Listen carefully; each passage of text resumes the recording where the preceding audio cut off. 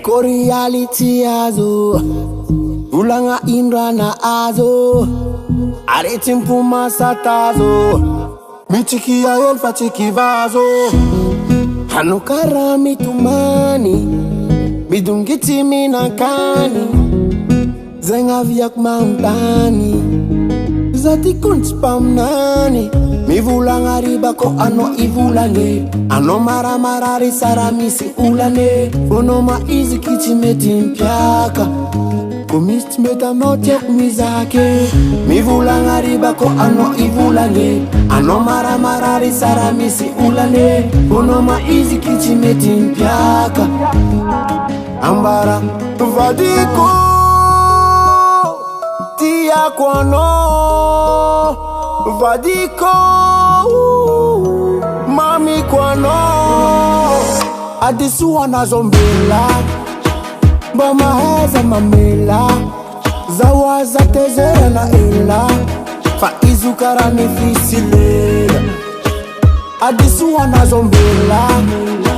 Bama heza mamela Zawaza tezera na ila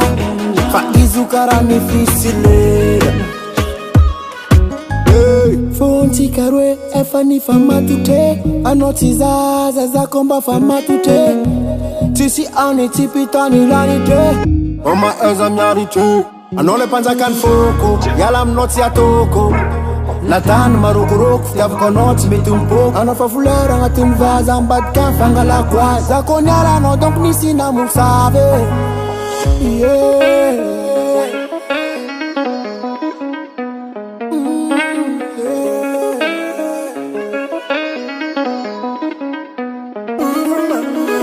Mivulanga riba ko ano ivulane Ano mara marari saramisi ulane Ono ma izi kichi metimpiaka